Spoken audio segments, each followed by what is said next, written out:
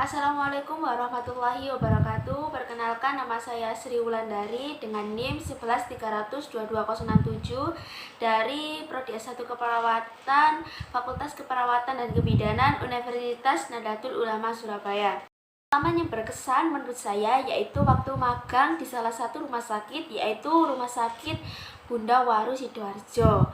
Nah, banyak pertanyaan dari teman-teman gini, apa aja sih yang kita dapatkan waktu kita magang di rumah sakit? Nah, kita bahas ya teman-teman ya. Nah, jadi ceritanya begini, saya bersama teman-teman saya sebenarnya mendapatkan jatah magang waktu kelas 2 SMK. Nah, berhubung pada saat itu COVID-19 lagi naik-naiknya, jadi diundur sampai kelas 3 SMK. Kemudian sebelum melakukan magang tersebut, saya bersama teman-teman saya berkumpul pada hari Sabtu, kemudian kita melakukan swab antigen supaya memastikan tidak terkena COVID-19. Kemudian kita di briefing sama pihak rumah sakitnya dan kita dibagi kelompok. Nah, satu kelas itu dibagi menjadi 4 kelompok. Nah, setiap kelompoknya ada 8 orang. Nah, setiap masing-masing kelompok ini dijadwalkan atau dibagi jaganya di ruangannya masing-masing, mulai dari ada yang ruang bersalin, kemudian ruang rawat inap, ruangan neonatus atau bayi, kemudian yang terakhir ada yang di ruang poli. Kemudian, nah kebetulan kelompok saya waktu minggu pertama dapat jatah jaga di ruangan bersalin atau ruang VK. Nah, di ruangan bersalin ini saya mendapatkan banyak pengalaman, mulai dari saya melihat atau membantu kakak-kakaknya membantu pasien melahirkan secara normal, kemudian membantu kakak-kakaknya mengantarkan pasien ke ruang operasi, kemudian melakukan TTV kepada pasien. Nah, selain saya mendapatkan pengalaman dari ruangan bersalin, saya juga mendapatkan tugas dari pihak sekolah, yaitu membuat laporan asuhan keperawatan dan laporan pendahuluan tentang bayi baru lahir.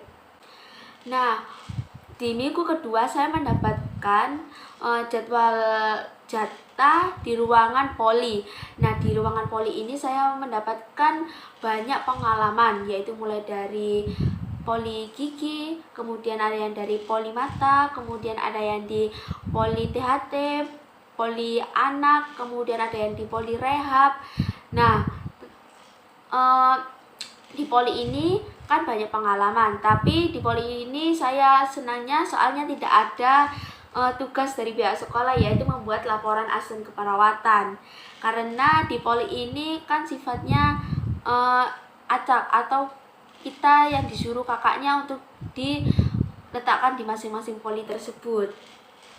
Kemudian di minggu ketiga saya mendapatkan jatah di ruangan rawat inap. Nah, di ruangan rawat inap ini juga saya mendapatkan banyak pengalaman, mulai dari membantu kakak-kakaknya memasang nasal kanul, kemudian mengantarkan pasien ke ruangan operasi, mengantarkan pasien KRS. Setelah itu diajarkan menghitung tetesan infus, kemudian diajarkan mengoplos obat, kemudian kita melakukan TTV setiap pagi, setiap kita jaga shift.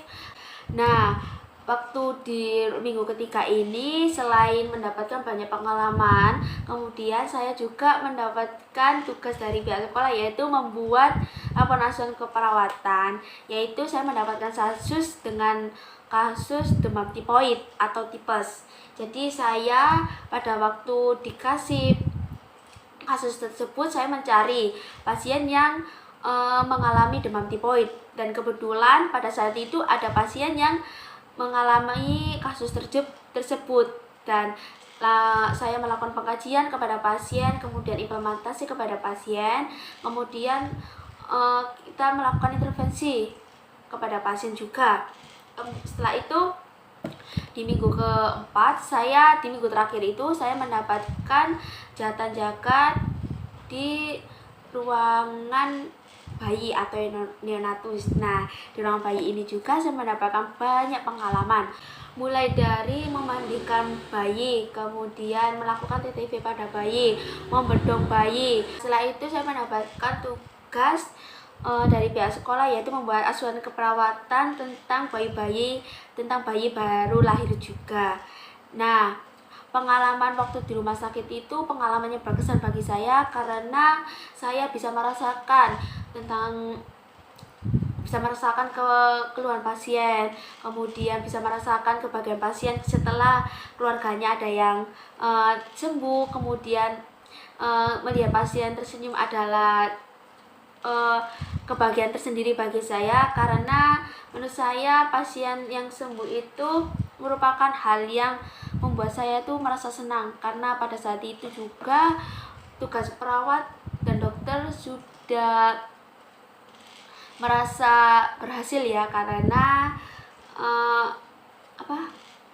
pasiennya sembuh. Sekian video dari saya, kurang lebihnya mohon maaf. Semoga pengalaman yang saya berikan ini bermanfaat kepada teman-teman semua. Kurang lebihnya mohon maaf ya teman-teman kalau ada pengucapan atau perkataan yang kurang mengenakan. Sekian video dari saya. Wassalamualaikum warahmatullahi wabarakatuh. See you.